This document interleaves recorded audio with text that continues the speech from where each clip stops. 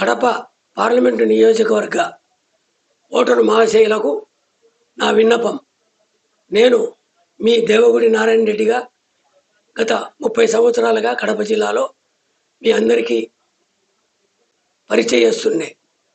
ఈరోజు నా కుమారుడు భూపేశ్ సుబ్బరామరెడ్డి కడప పార్లమెంటు తెలుగుదేశం అభ్యర్థిగా పోటీ చేస్తున్న సందర్భంగా మీ అందరికీ నా చిరు విన్నపం. నేను 1990లో దేవగుడి శంకర్రెడ్డి గోపాల్రెడ్డి మరణాంతరం జమ్మడుగు నియోజకవర్గ కాంగ్రెస్ అభ్యర్థిగా లీడర్గా ఉంటూ కడప జిల్లా DCC బ్యాంక్ ప్రెసిడెంట్గా మాజీ ఎమ్మెల్సీగా అన్ని రాజకీయ పార్టీల నాయకుల్లో నా స్నేహితులకు బంధువులు కార్యకర్తలు లీడర్లందరూ మీరందరూ సుపరిచితులే. ఈ సందర్భంగా మీ అందరికీ నేను నా కుమారుడు భూపేశ్ రెడ్డికి ఓటు వేయించి గెలిపించమని మిమ్మల్ని కోరడానికి మీ ముందుకు వచ్చాను.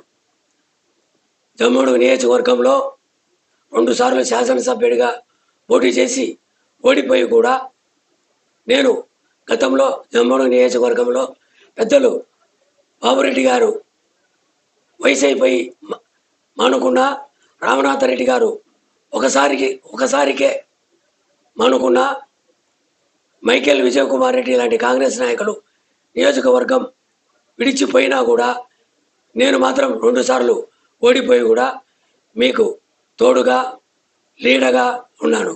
మీరు జైల్లో ఉంటే జైలుకు వచ్చాను, ఆసుపత్రిలో ఉంటే ఆసుపత్రికి వచ్చాను, స్టేషన్లో ఉంటే స్టేషన్కి వచ్చాను.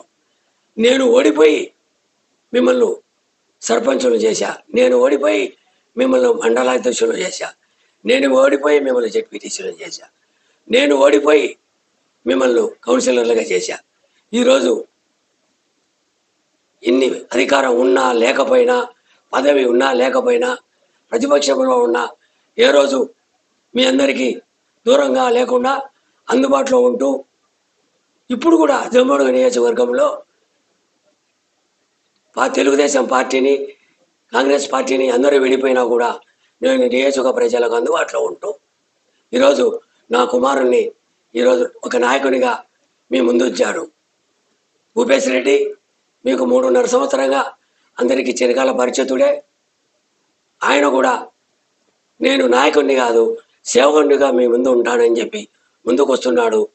ఇంకొక 20 సంవత్సరాలు మీకు సేవకుడిగా ఉంటాడు. కాబట్టి భూపేశ్ను మంచి మెజారిటీతో తెలుగుదేశం పార్లమెంట్ అభ్యర్థిగా గెలిపిస్తూ అంటే 7 నియోజకవర్గాల్లో కూడా కూటమి అభ్యర్థులను కూడా గెలిపించాలని మీ అందరికీ ప్రార్థిస్తూ సెలవు తీసుకుంటున్నా.